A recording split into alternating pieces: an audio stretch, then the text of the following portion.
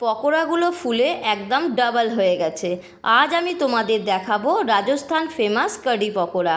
নমস্কার বন্ধুরা, আমি অপর্ণা, তোমরা দেখছো অপর্ণার রান্নাঘর। রুটি, পরোটা বা জিরে রাইসের সাথে খেতে খুবই ভালো লাগে।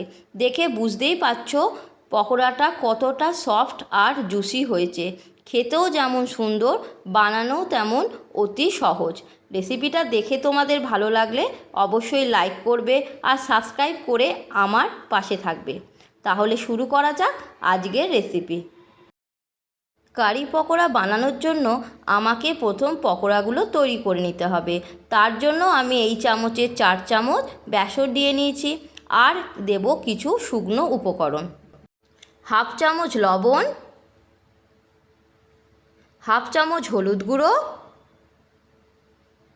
হাফ চামচের থেকে একটু কম কালো জিরে আর দেব হাফ চামচ বেকিং পাউডার।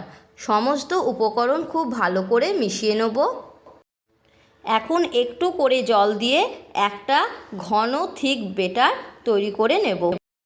বন্ধুরা, পকোড়ার জন্য আমার বেসনের বেটারটা তৈরি হয়ে গেছে। কড়ার ওপর তেল গরম করে আমি সমস্ত পকোড়াগুলো ভেজে নেব। সমস্ত পকোড়াগুলো আমার দেয়া হয়ে গেছে বন্ধুরা। এখন আমি উল্টে পাল্টে লাল করে ভালো করে ভেজে নেব।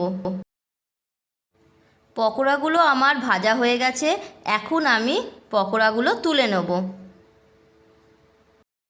কারি বানানোর জন্য আমাকে একটা দইয়ের মিশ্রণ তৈরি করে নিতে হবে।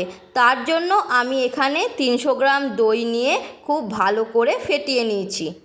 এখন দিয়ে দেবো 2 চামচ বেসন, 1 চামচ লবণ আর 1 চামচ হলুদ গুঁড়ো।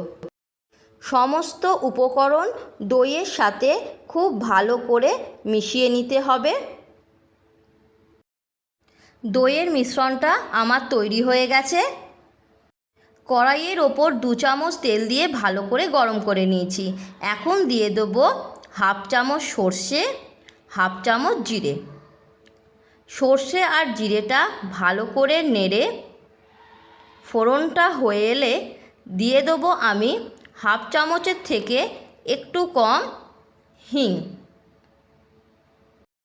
হিংটা দেওয়ার পরও আর একবার নেড়ে নেব। এখন দিয়ে দেবো 1 চামচ কাশ্মীরি লাল লঙ্কার গুঁড়ো। সমস্ত উপকরণ দিয়ে ভালো করে নেড়ে ফোড়নটা হয়ে এলে দিয়ে দেবো আগে থেকে মিশিয়ে রাখা দইয়ের মিশ্রণটা। দইয়ের মিশ্রণটা দেওয়ার পর অনবরত নাড়তে হবে যতক্ষণ না পর্যন্ত মিশ্রণটা ফুটে ওঠে ততক্ষণ। মিশ্রণটা ফুটে গেলে দিয়ে দেবো চায়ের কাপের মাপ করে 2 কাপ জল, যেটা আমি দইয়ের মিশ্রণের বাটিতে মাপ করে আগে থেকেই দিয়ে রেখেছিলাম।